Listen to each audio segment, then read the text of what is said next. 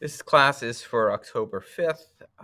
If you were not in class today and you want to get credit for participation and for on time, you need to complete this by next Tuesday and answer the questions and send the answers to me via email. All right, here we go. So just a warning that there is some animal abuse issues in this piece of Talmud. I see it, but for some reason it did not worry our rabbis in the Talmud, but luckily it worries us a little bit more today.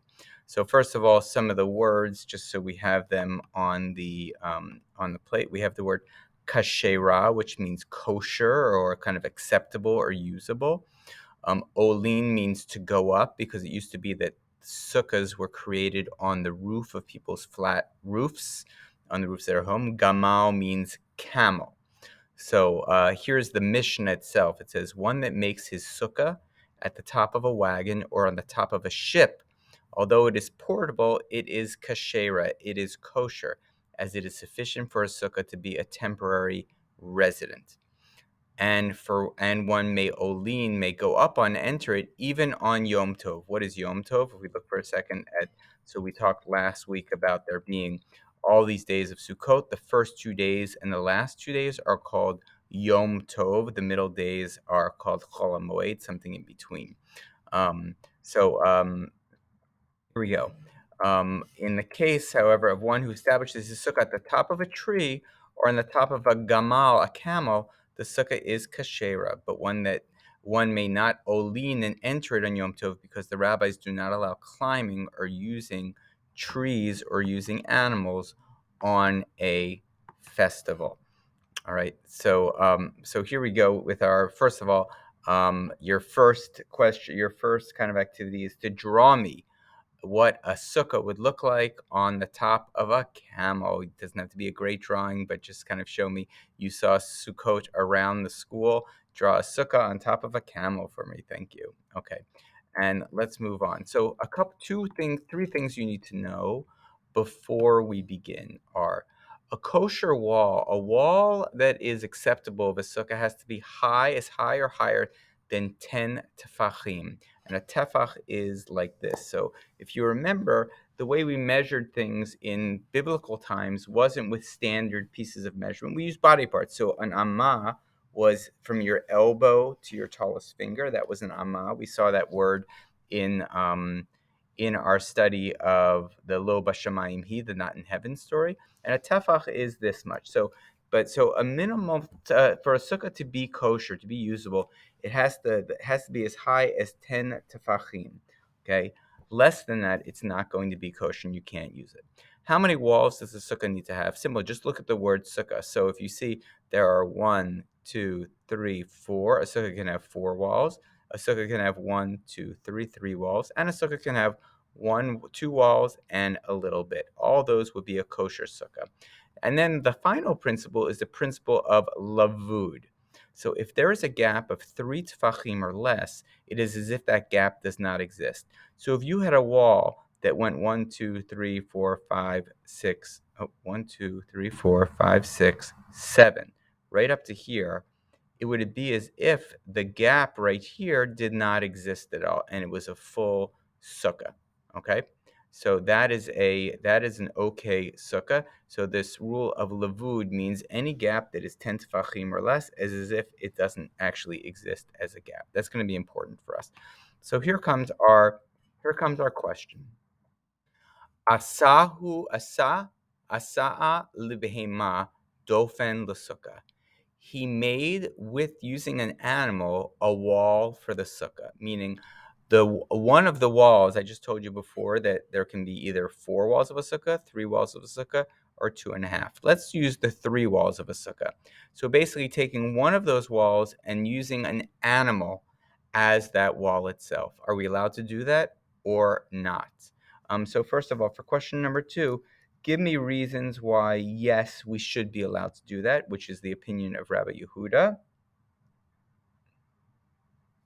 And then for question number 3, give me reasons why we shouldn't be allowed to do that.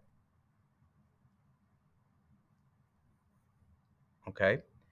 And now, basically, the Talmud is going to, and that's the opinion of Rabbi Meir. The Talmud is going to be asking about the opinion, my, which means what, taima, or reasons, de, of Rabbi Meir. What's the opinion of Rabbi Meir? Why does Rabbi Meir say a sukkah where one of the walls is actually not a wall, a normal wall of wood, but a wall of animal, living animal? Why does Rabbi Meir say no? Okay, and you just gave some reasons for that, but that's what this Talmud is going to explore. Okay, so we actually get two rabbis who come up in the Talmud, so much later. So these guys up here, Rabbi Meir and Rabbi Yehuda, are Tanaim. They are talkers in the Mishnah. But Abaye and Rab Zera aren't in the Mishnah at all. They are in the Talmud, and they're asking the question, what is the reason of Rabbi Meir? Okay, and they're each going to give a specific reason for why Rabbi Meir would call a sukkah, would say a sukkah with an animal as the wall is not kosher. So here are their answers. Their answers are, Abaye says, perhaps, Shema means perhaps that animal will die. Well, what's the problem? Question number 4, what's the problem if the animal dies? And Rabbi Zera says, perhaps the animal will escape. Okay, what's the problem with that animal escaping? Okay, so obviously the problem with it dying is it's going to be maybe less when it dies. It's going to fall over. It's going to be less than that 7 tefachim. It's going to be less than that 10 tefachim. So it's going to be the wall is not going to be a wall. Rabbi Zera says actually the animal can escape. Okay, so now the Talmud is going to go ahead and is going to try to test this out with practical examples. So here we go. Practical example is with an elephant, which in Hebrew is called a peel.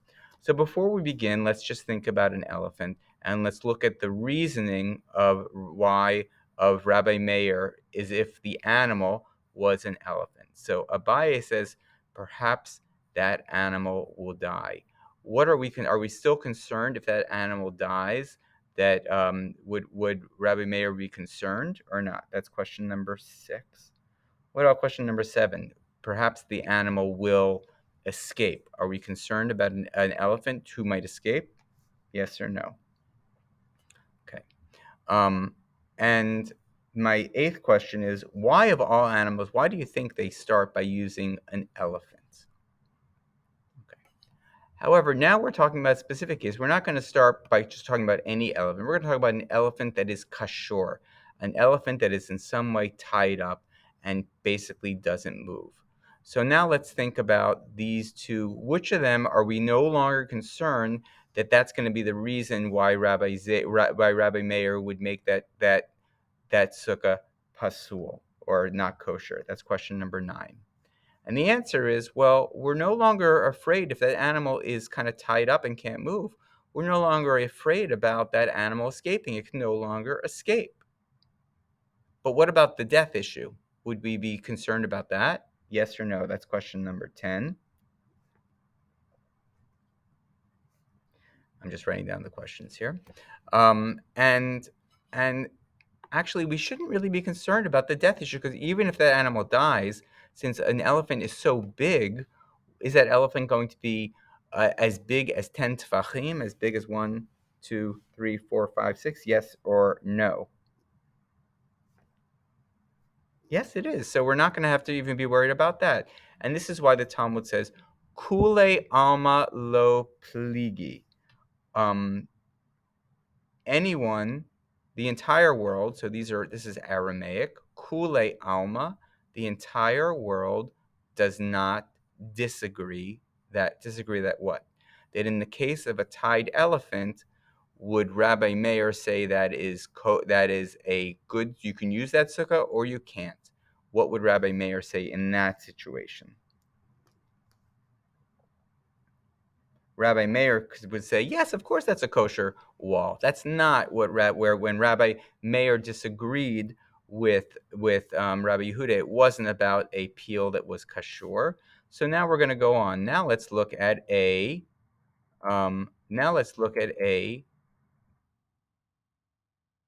So now the situation must be wrong. So let's try to switch the situation. Now we're not going to look at a peel that is kashur, but a peel she'eno kashur. So I've taken the axe and I've cut the rope. So now the elephant can come and go and is just standing there. Luckily, it's standing there, maybe because it's trained. So now, what are our issues? Which issue are going to is going to we're going to be worried about? Abayi's issue or Rab Zera? That's question number 13. Okay, so it's obvious that okay, we're probably worried about Rabbi Zera's issue, but what about Abaye? Are we worried about that? Well, we're not worried if it dies because it's going to be really big, but shouldn't Abaye also be worried about it escaping now? Yes or no?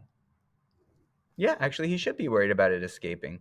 So actually, so we come up with the answer that we had before. In this case, we said kule alma lo plige, and here we say again kule alma lo plige. In the case of an elephant that is not kashur, and what is everyone agreeing in this case? An elephant that is not tied up, are would Rabbi Yehuda and Rabbi Meir, what would they call that sukkah? They would call that sukkah not kosher. But why? So now we've basically seen cases where, right, we saw the case of the elephant that was all tied up. We saw the case of the elephant that's not tied up, and we realized actually in those cases there's no disagreement whatsoever. Either we agree in those cases that the sukkah is always kosher, in which case would that be? That's question number 16. Or there's a case where the sukkah is always not kosher. Which would that be? And so now let's change the situation. What's this new situation? It's not a peel, not an elephant, but it's another behemoth, another type of animal. So what's the issue? Once we know it's not a peel, but what is the issue for question number 18? What is the issue that we should be thinking about here? Why might this be the issue that Rabbi Meir is concerned about? And he's concerned about what? Well, is he concerned about the animal if it's not not bound up? Of course he is, because of course that animal can escape. But what about in this case where the animal's tied up, he can't escape, but what about if he dies? What's the problem there? That's question 19. Right? If that animal dies, all of a sudden, it's going to be less than seven amot. Okay. But let's talk about a couple other issues with this animal first. First of all, what about that space right under there? That seems like a real issue of that space that's bigger than 3 tefachim. What are we going to do about that space? What answer do you think, question number 20, might the Talmud give to kind of talk about what to do with that space? Okay, and the answer given is, oh, don't worry about that space. We're going to take branches of trees and put them there and cover that up, so it's fine. Okay, and then they ask the question, well, wait a second, what's the problem here? What if the animal crouches down? That's going to be a big problem, right? And what do you think an answer that the Talmud can give here is? And here's what the Talmud gives us its answer: is sure that if the animal crouches down, it's less than 10 tefachim, it won't be a wall, but we will attach a pulley system to the animal that the animal will never be able to crouch down. Oh, so it seems to be we have an answer. So up to this point, every single way we've tried to show that Rabbi Meir would say that a sukkah with an animal as its wall is lo kasher, we haven't been able to figure it out. It seems to be in every possible case we've wondered about. It seems to be that he and Rabbi Yehuda would actually agree to times when it's lo kasher and times when it is kasher. Okay, and so now we have to find the one case where actually Rabbi Meir would hold that it is pasul. And here's the case that's brought up. Okay. So imagine the following. Okay, if you remember before, we talked about this principle of lavud, which says if it's seven, even if a wall is 7 tefachim, it's as if it is 10 tefachim. So imagine this: someone has an animal that's only 7 tefachim high, and we say, can I use that animal for a wall? Oh, of course I can, because of the principle of lavud. My wall is 7 tefachim high, so it is like 10 tefachim high, so it's kosher. So imagine that. And of course, the animal is tied up; it can't move. It's got this pulley system on it, so even if it won't be able to crouch, 7 tefachim. But what happens possibly if that animal dies? And if it dies, it kind of starts drooping a little bit.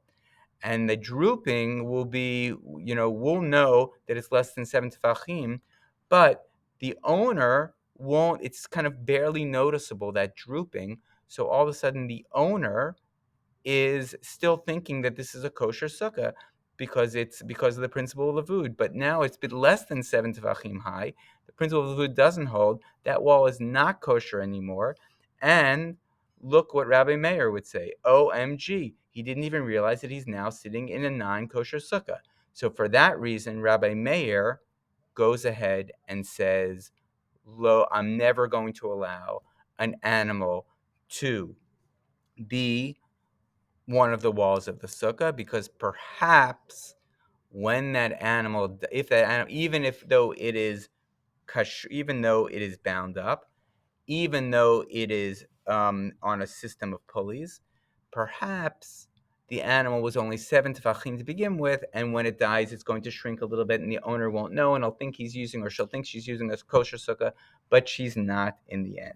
Okay, so the question that I asked the class at the end was, in the beginning, if I had asked you all the way from the beginning, when we learned that there are these two opinions about an animal being used as a wall of a sukkah, Rabbi Meir says it's not allowed. Rabbi Yehuda says it's allowed.